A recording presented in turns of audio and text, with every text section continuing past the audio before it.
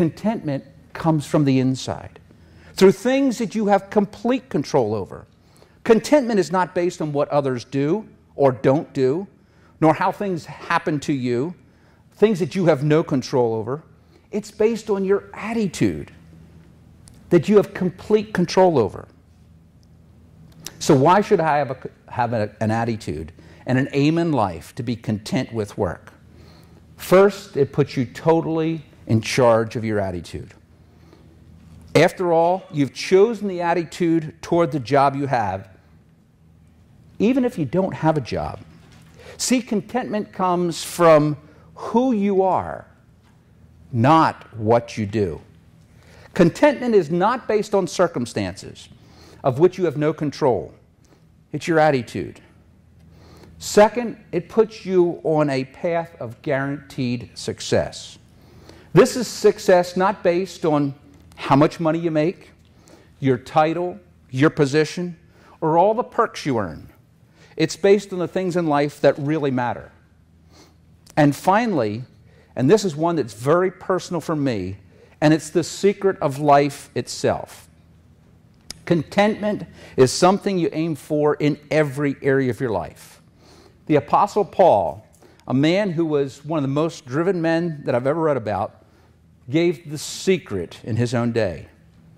He said in Philippians chapter 4, I have learned the secret of being content in every situation, whether well-fed or hungry, whether living in plenty or in want. I can do everything through Him who gives me strength. Here's the real secret. Aim for contentment. Contentment in every aspect of life, including work. See, the contentment I'm describing here is not based on circumstances. It's based on your attitude, anchored in someone with a solid foundation and not just on hope. Too often today, society paints work as something you must do, not something you desire to do. It's a task. It's not a privilege. It's something you must do until you can really do what you're meant to do. Work is not something to look forward to. It's something you try to get out of. That's why contentment with work is such a foreign concept to most people. Work is something I must do so I can be comfortable.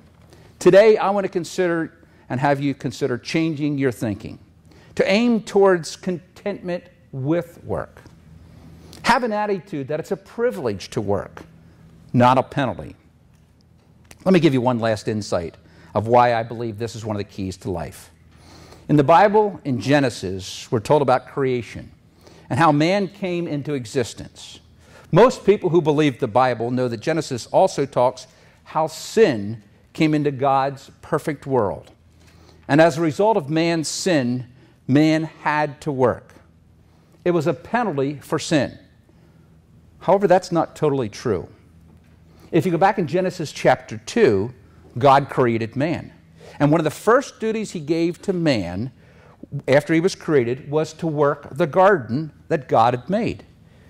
See, work was done before sin came into creation.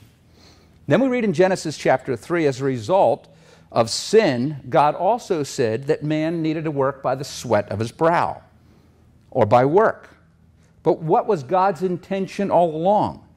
That man would work. When we learn to work with contentment and not out of necessity to be comfortable, work takes on a whole new meaning and a view. I think it puts work exactly where God wants it to be, done with contentment, not as a curse. So what are you aiming at in life? What is your aim? Are you looking for the fleeting goal of success so you can get comfortable? So is that the goal that can never be satisfied? However, if you have the goal to be content with your work, it is something you can do every day of your life and really feel good about. Aim for the right thing in life.